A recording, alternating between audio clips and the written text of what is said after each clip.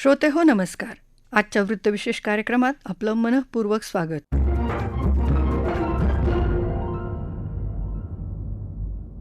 पंतप्रधान नरेंद्र मोदी यांनी परीक्षा पे चर्चा या उपक्रमाच्या माध्यमातून आज देशभरातल्या विद्यार्थ्यांशी संवाद साधला. पंतप्रधानांच्या परीक्षा पे चर्चा या कार्यक्रमात मांडण्यात आलेले विविध मुद्दे तसंच या संपूर्ण कार्यक्रमाचा आढावा आपण आजच्या या वृत्तविशेषमध्ये घेणार आहोत.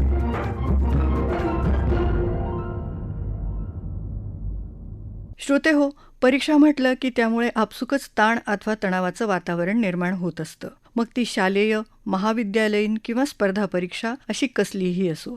अर्थात अशा परीक्षांना सामोरं जाण्यासाठी भरपूर अभ्यास करणं आवश्यक आणि अपरिहार्य आहे हे सर्वच जाणतात. याच परीक्षेवर आधारित असलेल्या परीक्षा पे चर्चा या उपक्रमात आज पंतप्रधान नरेंद्र मोदी यांनी देशभरातल्या विद्यार्थ्यांशी याच परीक्षांबाबत चर्चा करत विद्यार्थ्यांशी संवाद साधला. नवी दिल्लीतल्या तालकटोरा मैदानावर केंद्रीय शालेय शिक्षण, साक्षरता विभाग आणि शिक्षण मंत्रालय यांच्या माध्यमातून या विशेष कार्यक्रमाचं आयोजन करण्यात आलं होतं. या उपक्रमात पंतप्रधान नरेंद्र मोदी यांनी बोर्डाची परीक्षा देणाऱ्या तसंच इतर विद्यार्थ्यांची परीक्षांविषयीची भीती दूर व्हावी, या परीक्षा तणावमुक्त पद्धतीने कशा द्याव्यात याविषयी मार्गदर्शन केलं. पंतप्रधान यावेळी काय म्हणाले जाणून घेऊया. आपके मन में भय क्यों होता है, ये प्रश्न मेरे मन में है. क्या आप पहली बार एग्जाम देने जा रहे हैं? क्या आप में से कोई नहीं है जो पहली बार एग्जाम देने जा रहा है? मतलब कि आपने बहुत सारी एग्जाम दे चुके हैं और अब तो आप प्रकार से एग्जाम के इस दौर से आखिरी छोर की तरफ पहुंच चुके हैं. इतना बड़ा समंदर पार करने के बाद किनारे पर डूबने का डर, ये तो दिमाग में बैठता नहीं है. तो पहली बात है कि आप मन में एक बार तय कर लीजिए कि परीक्षा जीवन का एक सहज हिस्सा है. हमारी विकास यात्रा का छोटे छोटे पड़ाव है और उस पड़ाव से हमें गुजरना है. हम गुजर चुके हैं. जब इतनी बार हम एग्जाम दे चुके हैं, एग्जाम देते देते देते एक प्रकार से हम एग्जाम प्रूफ हो गए हैं. और जब ये विश्वास पैदा हो जाता है तो ये नहीं, आने वाली किसी भी एग्जाम के लिए ये अनुभव अपने आप में आपकी ताकत बन जाते हैं. इसे आपके इन अनुभव को, जिस प्रक्रिया से आप गुजरे हैं, उसको आप कतई छोटा मत मानिए. दूसरा, ये आपके मन में जो पैनिक होता है, क्या ये तो नहीं है कि प्रिपेयर्डनेस में कमी है? कहने को तो हम कुछ कहते होंगे, लेकिन मन में रहता है. मेरा आपको सुझाव है, अब एग्जाम के बीच में समय तो ज्यादा है नहीं, इस बोझ को जीना है कि जो किया है उसमें विश्वास भर करके आगे बढ़ना है. हो सकता है एक दो चीजें छूट गई होगी, लेकिन जो हुआ है उसमें मेरा आत्मविश्वास भरपूर है, तो वो बाकी चीजों में भी वो ओवरकम कर जाता है. और इसलिए मेरा आपसे आग्रह है कि आप इस प्रेशर में मत रहिए. पैनिक क्रिएट हो ऐसा वातावरण को पनपने ही मत दीजिए. जितनी सहज दिनचर्या आपकी रहती है, उतनी ही सहज दिनचर्या में आप अपने आने वाले परीक्षा के समय को भी बिताइए और उसमें आप विश्वास भरिए. मुझे पक्का भरोसा है आप पर कि आप बहुत सरलता से, उमंग से, उत्साह से एक फेस्टिवल मूड में एग्जाम दे पाएंगे और सफल होकर रहेंगे. श्रोते हो, गेल्या 2 वर्षाहून अधिक काळापासून असलेल्या कोरोना संकट काळात विद्यार्थ्यांना अगोदर ऑनलाईन पद्धतीनं शिक्षणाचे धडे गिरवावे लागले. आता परिस्थिती निवळल्यानं गेल्या काही महिन्यांपासून विद्यार्थ्यांना ऑफलाईन पद्धतीनं शिक्षण दिलं जात आहे. मात्र असं असलं तरी विद्यार्थ्यांना यंदा परीक्षा ऑफलाईन पद्धतीनं द्याव्या लागणार असल्यानं विद्यार्थी आणि पालक यांच्या मनात परीक्षांविषयी संभ्रमावस्था निर्माण झाल्याचं चित्र आहे. त्याच्या नियोजनाबद्दल पंतप्रधान मोदी यावेळी काय म्हणाले जाणून घेऊ. आप अनुभव किए होंगे, क्लास में भी बहुत बार आपका शरीर क्लासरूम में होगा, आपकी आंखें टीचर की तरफ होगी, लेकिन कान में एक भी बात नहीं जाती होगी, क्योंकि आपका दिमाग कहीं और होगा. कान को तो कोई दरवाजा नहीं लगाया है, कोई खिड़की नहीं लगाई, लेकिन मन कहीं और है तो सुनना ही बंद हो जाता है, रजिस्टर ही होता है. जो चीजें ऑफलाइन होती हैं वही चीजें ऑनलाइन भी होती हैं. इसका मतलब है कि माध्यम समस्या नहीं है, मन समस्या है. माध्यम ऑनलाइन हो या ऑफलाइन, अगर मेरा मन पूरी तरह उससे जुड़ा हुआ है, उसमें डूबा हुआ है, मेरा एक खोजी मन है जो उसकी बारीकियों को पकड़ने की कोशिश कर रहा है, तो आपके लिए ऑनलाइन या ऑफलाइन मैं नहीं मानता हूं कि कोई फर्क पड़ सकता है। और इसलिए हम, जैसे युग बदलता है तो माध्यम भी बदलते रहते हैं। अब पहले के जमाने में जो गुरुकुल चलते थे, सदियों पहले, सहस्त्र वर्ष पहले, तो वहां तो प्रिंटिंग पेपर भी नहीं थे, तो उस समय कोई किताब भी नहीं थी, तो ऐसे ही कंठस्थ सब चलता था। तो उनकी श्रवण शक्ति इतनी तेज रहती थी कि सुनते थे और उसको कंठस्थ कर लेते थे, और पीढ़ी दर पीढ़ी कान के द्वारा सीख करके, बाद में युग बदल गया, प्रिंटेड मटेरियल आ गया, किताबें आने लगी, तो लोगों ने उसमें ढाल दिया। ये इवोल्यूशन लगातार चलता रहा है, ये, और यही तो मानव जीवन की विशेषता है। तो वो इवोल्यूशन का एक हिस्सा है कि आज हम डिजिटल गैजेट के माध्यम से, नए टेक्नोलॉजिकल टूल के माध्यम से बड़ी आसानी से चीजों को प्राप्त कर सकते हैं और बड़े व्यापक रूप से प्राप्त कर सकते हैं। इसे हमने एक अपॉर्चुनिटी मानना चाहिए, हमने इसे समस्या नहीं मानना चाहिए। लेकिन ये भी सही है कि कभी हमें कोशिश करनी चाहिए, हम ऑनलाइन हमारी पढ़ाई को एक रिवॉर्ड के रूप में अपने टाइम टेबल में रख सकते हैं। मुझे पक्का विश्वास है कि मान लीजिए आपने आपके टीचर के द्वारा मिली हुई नोट्स और स्टैंडर्ड मटेरियल कहीं आपको ऑनलाइन अवेलेबल है, दोनों को बराबर देखेंगे तो आप ही उसका वैल्यू एडिशन कर सकते हैं।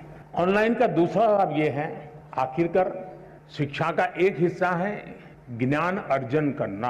अब ऑनलाइन और ऑफलाइन का सिद्धांत क्या हो सकता है? मैं मानता हूं ऑनलाइन पाने के लिए है, ऑफलाइन बनने के लिए है। देशात नव्यानं लागू झालेलं शैक्षणिक धोरण आणि त्याचं महत्त्व याविषयी देखील पंतप्रधान नरेंद्र मोदी यांनी परीक्षा पे चर्चा उपक्रमात आपली भूमिका विशद केली. देशात लागू झालेली न्यू एज्युकेशन पॉलिसी म्हणजेच नवीन शिक्षण धोरण हे राष्ट्रीय शिक्षण धोरण असल्याचं ते म्हणाले. हे शिक्षण धोरण ठरवताना सहभागी झालेल्या लोकांची संख्या पाहता हा एक जागतिक विक्रम असल्याचं मोदी यावेळी म्हणाले. शिक्षण धोरणाचं महत्त्व विशद करताना मोदींनी मांडलेली भूमिका जाणून घेऊया. पहली बात तो है, ये न्यू एजुकेशन पॉलिसी के बजाय हम ये कहें ये नेशनल एजुकेशन पॉलिसी है। कुछ लोग एन को न्यू कहते हैं, एक्चुअली ये नेशनल एजुकेशन पॉलिसी है। और मुझे अच्छा लगा कि आपने पूछा, शायद दुनिया में शिक्षा की नीति निर्धारण में इतने लोगों का इन्वॉल्वमेंट हुआ होगा, इतने स्तर पर हुआ होगा, ये अपने आप में शायद एक बहुत बड़ा वर्ल्ड रिकॉर्ड है। 2014 से जब मुझसे इस कार्य के लिए आप सबने पसंद किया, तो शुरुआत से इस काम पर हम लगे थे।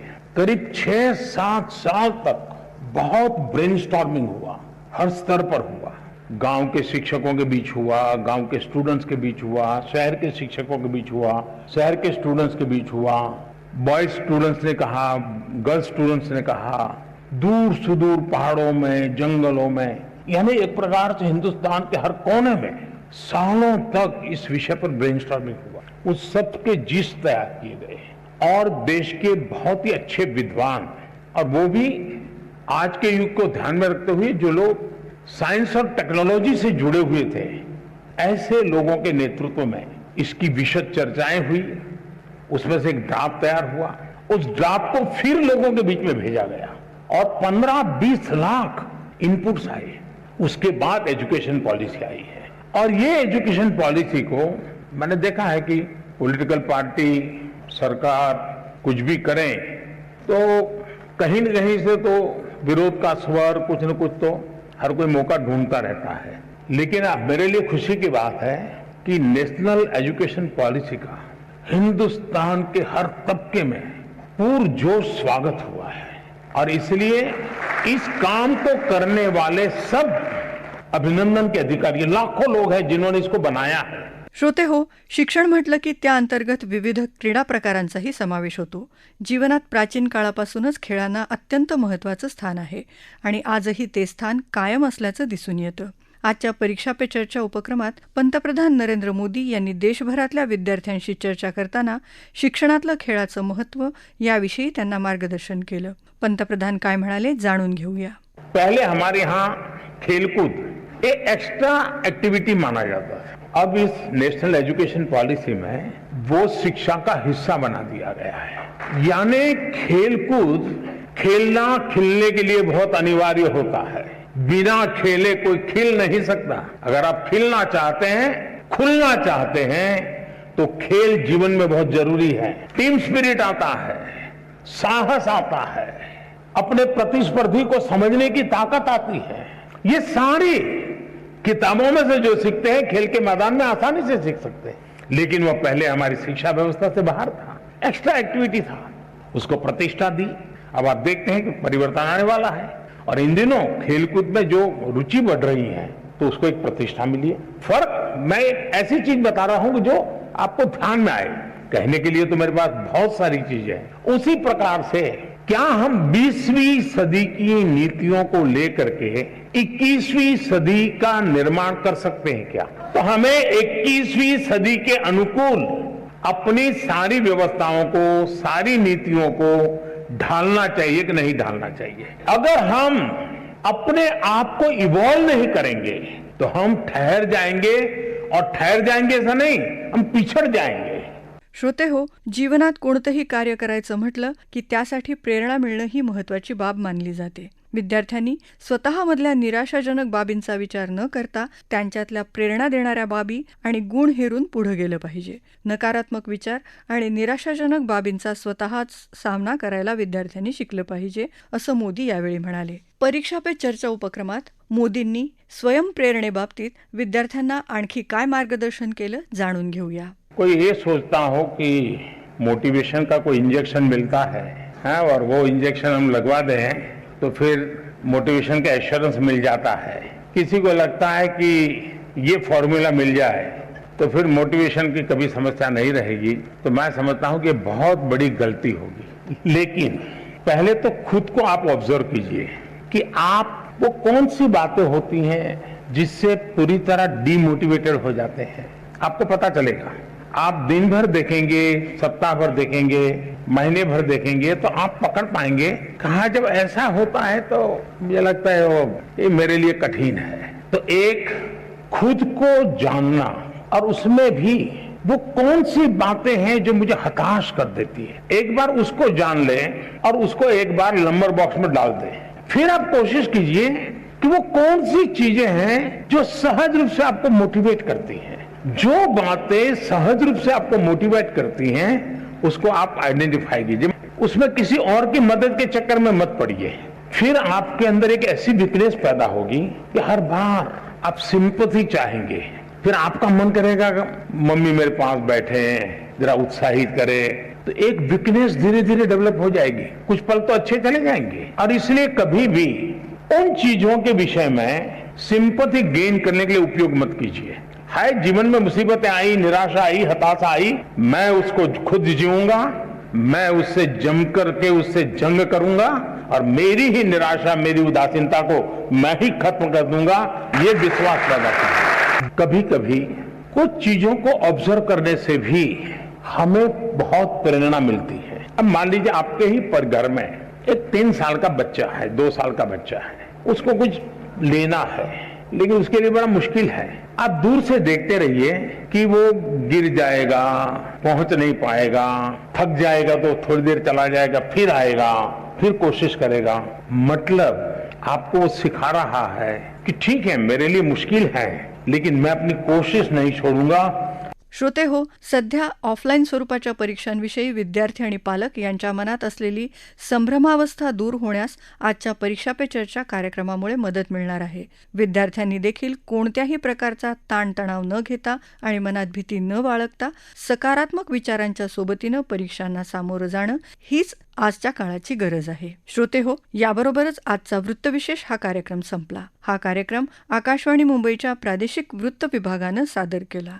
सादरकर्त्या सरस्वती कोवळेकर, निर्मिती सहाय्य विवेक वानखडे, लेखन आणि समन्वय रवींद्र लोखंडे आणि सोनाली मंचेकर, निवेदन श्रद्धा मुखेडकर.